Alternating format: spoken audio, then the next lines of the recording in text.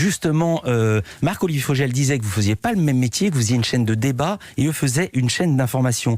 Et ce succès, CNews le doit essentiellement à 2 émissions. L'heure des pros, animée par Pascal Praud, dont on parlait, Face à l'actu avec Éric Zemmour, émission qui a souvent atteint, voire dépassé les 800 000 téléspectateurs récemment, ce qui est énorme à cet horaire.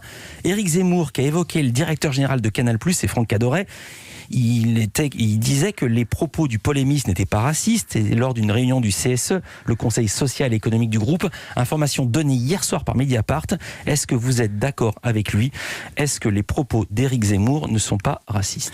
Alors, bien sûr que Éric Zemmour n'est pas raciste. Je vous le dis dans les yeux, puisqu'on a eu l'occasion de se rencontrer et de se parler. Et c'est le succès, au-delà d'Éric Zemmour, d'une chaîne d'information, puisque toutes les tranches progressent, y compris celle de votre consoeur Sonia Mabrouk, qui est sur Europe 1 tous les matins.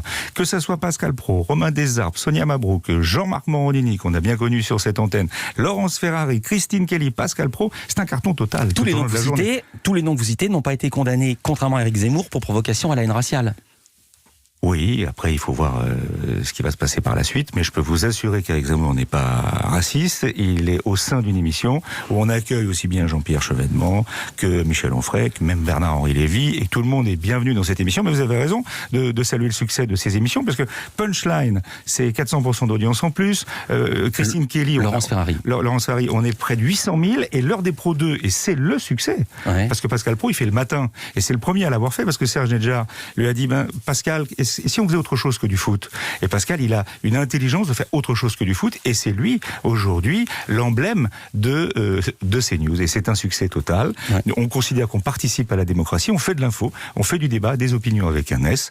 Et aujourd'hui, notre objectif, c'est d'être la 2e chaîne d'info de France. En parlant d'opinion, juste un mot. Simplement rentable. Juste un mot sur Pascal Praud, qui a demandé que l'humoriste Guillaume Meurice soit viré de France Inter, alors qu'il n'a pas dit un mot sur Sébastien Toen. Ça vous fait sourire? Mais non, parce qu'en fait, France Inter, l'équipe en question, on parle de toutes les radios, ce qui est bien sur Europe 1. On est œcuménique ici. On est œcuménique. Ils ont souvent pris comme tête de turc, très souvent, notre ami Pascal Praud. Ouais. Donc c'est une réponse du berger à la bergère. Oui, mais c'est pas une raison pour virer quelqu'un. Parce qu'on n'est pas content de ses propos. D'abord, ils font ce qu'ils veulent sur cette radio publique, et cet humoriste fait ce qu'il veut. Après, c'est sur un tweet, un point de vue intéressant. Est-ce que oui ou non c'est de l'humour? Pascal Praud, il est très souvent la tête de turc de cette radio publique. Il a le droit, de temps en temps, de donner sur une opinion sur un tweet soi-disant humoristique de ce chroniqueur de cette radio publique.